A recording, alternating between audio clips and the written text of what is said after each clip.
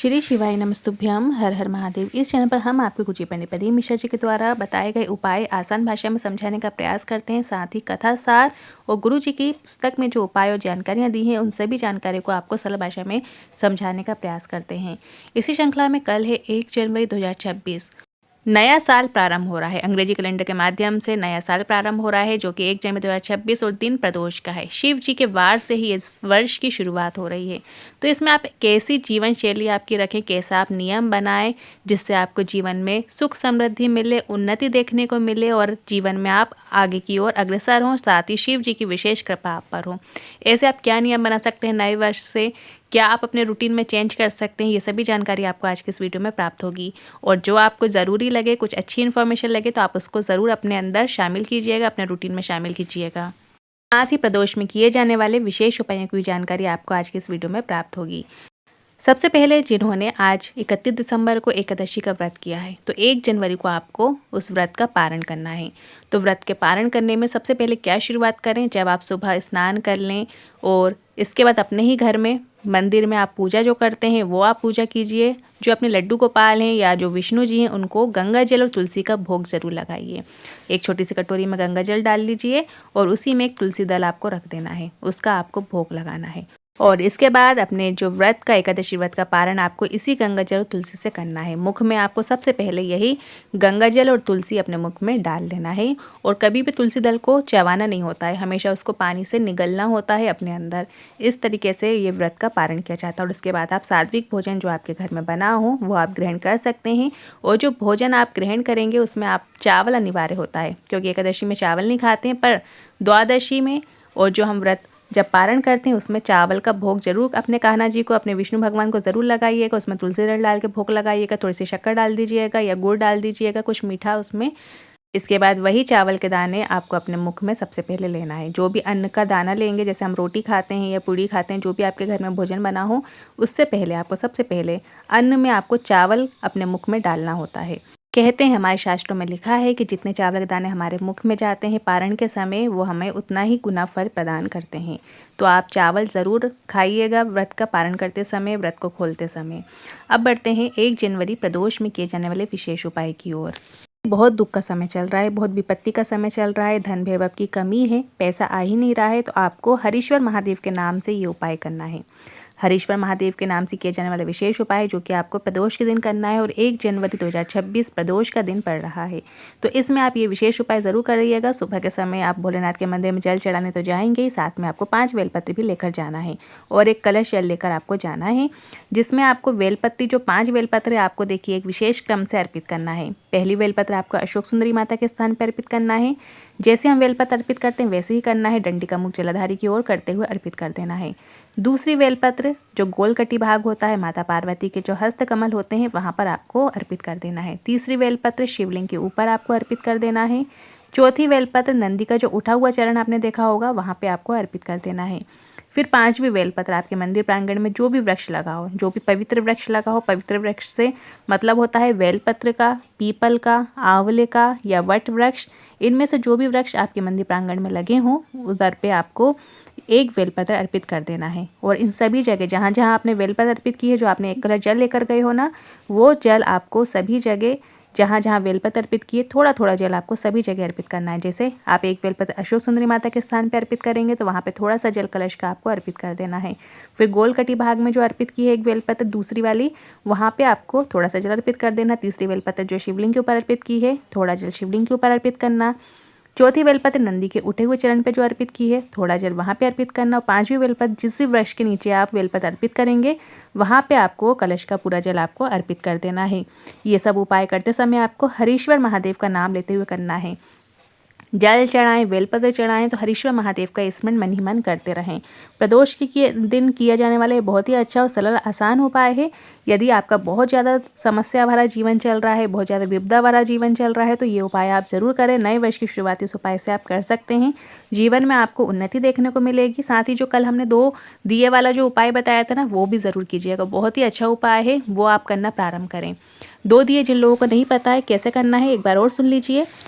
और उससे जुड़े कई कमेंट्स आई थी, कई क्वेश्चंस आए थे, तो उन सभी का जवाब हम आपको आज के इस वीडियो में देने वाले हैं। देखिए 2 दिए वाला उपाय कैसा है, एक आपको गोल बाती का दिया रखना होता है और एक आपको लंबी बाती का, मतलब 4 दिए बनाने हैं आपको, 2 गोल बाती के दिए बनाना है और 2 अलग अलग आपको लंबी बाती के दिए बनाना है। अब मिट्टी के दिए का प्रयोग नहीं कर सकते तो आप रोज़ आटे के दिए का प्रयोग करेंगे। बढ़िया घर से आप आटे के दिए बनाइए, 4 दिए बना लीजिए। 2 दिए में आपको गोल बाती का प्रयोग करना है और 2 दिए में आपको लंबी बाती आपको उसके अंदर डाल लेना है और घी का प्रयोग करना है इस तरीके से। क्योंकि देखिए रोज़ आप मिट्टी का दिया ले जाएंगे तो अगर आपके पास कोरे दिए हैं तो आप वो ले जा सकते हैं। मंदिर में जो दिए रखे होते हैं तो उसमें कई लोग तेल का प्रयोग भी करते हैं, कई लोग घी का प्रयोग करते हैं और कहते हैं, गुरुजी ने हमेशा अपनी कथाओं में बताए हैं, जिस दिए में तेल का प्रयोग होता है तो उसमें आपको घी का प्रयोग नहीं करना चाहिए। तो ऐसे में हमें कैसे पता चलेगा कि इसमें तेल का दिया है या घी का दिया है? तो इसलिए सबसे अच्छा है, बेस्ट है कि आप अपने ही घर से आटे के दिए बना कर ले जाएँ और वहाँ पर जाके आपको वही प्रज्वलित करना होते हैं। उसके बाद वो जो है गाय को मिल जाते हैं वो दिए, तो उससे भी अच्छा है कि गाय के मुख में आप अन्न दे रहे हैं। तो इस तरीके से आप आटे के दिए प्रयोग करें, बहुत ही सर्वश्रेष्ठ दिए माने जाते हैं आटे के दिए। तो आप आटे के दिए में 2 दिए में आपको गोल बाती का प्रयोग करना है, 2 में लंबी बाती का प्रयोग करना है और आपको शाम के समय प्रदोष काल के समय ये दिया लगाना शुरू करना है।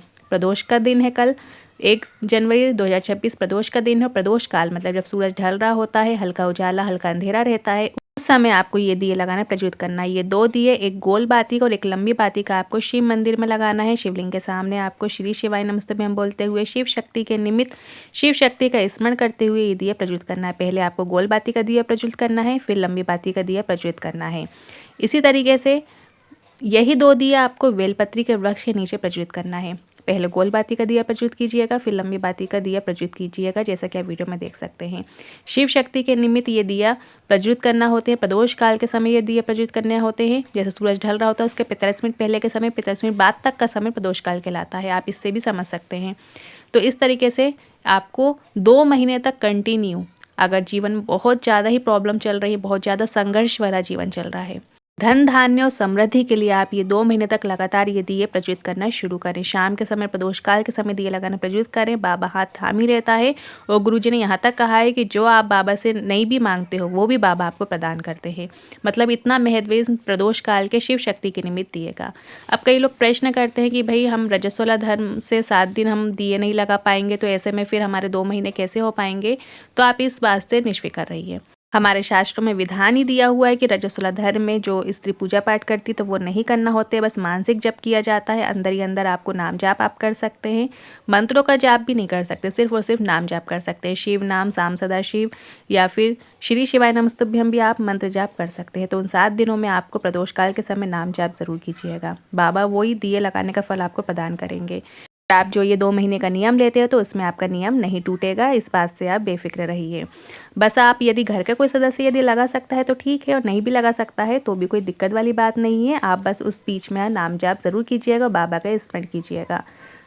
इस तरीके से शिव शक्ति के निमित्त ये दिए लगाए जाते हैं। 2 महीने तक कंटिन्यू लगाएं। अब जो लोग 2 महीने तक लगातार नहीं जा पा रहे हैं किसी कारणवश, जैसे शाम के समय नहीं मिल पाता है टाइम किसी को, तो आप विशेष तिथियों में ज़रूर आप वो दिए लगा सकते हैं। जैसे सोमवार के दिन हुए, प्रदोष के दिन हुए, साथ ही शिवरात्रि का दिन हुआ, पूर्णिमा का दिन हुआ या अष्टमी की तिथि होती है। इन विशेष तिथियों में आप ज़रूर हो सके तो प्रयास करना कि आप शाम के समय प्रदोष काल के समय दिए लगाने मंदिर और बेलपत्री के वृक्ष के नीचे जा सकें। पर आप ये भी नहीं कर पाते हैं तो उन लोगों के लिए है कि आप अपने ही घर में प्रदोष काल के समय जब आप अपने ही घर में दिया बाती करते हैं, सभी लोग करते हैं घर में शाम के समय, तो वो दिया तो आप प्रज्वलित करना ही, साथ में कुछ क्षण के लिए आप वहाँ बैठ के श्री शिवाय नमस्तुभ्यं या शिव शिव या साम सदा शिव या जिस भी नाम में आपकी रुचि है वो नाम का कीर्तन ज़रूर कीजिएगा। भले कुछ क्षण के लिए करें, 108 बार नाम जाप कर लें भले ही, या 1 मिनट के लिए ज़रूर बैठे अपने ही घर में। साथ ही या आप अपने घर के मंदिर में प्रज्वलित करते हैं, वो दिए के सामने जब आप बैठ के नाम जाप करते हैं, कीर्तन करते हैं, तो वो दिया हमें बल प्रदान करता है। और एक दिया अपने घर की जो मुख्य द्वार होता है उसकी चौखट पे ज़रूर लगाना शुरू करें। मुख्य द्वार में मतलब राइट हैंड साइड में, जैसे हम पशुपतिनाथ व्रत में राइट हैंड साइड में दिया प्रज्वलित करते हैं, अपना मुख अंदर की ओर घर के साइड करते हुए दिया प्रज्वलित करें। लंबी बाती का घी का दिया प्रज्वलित करें।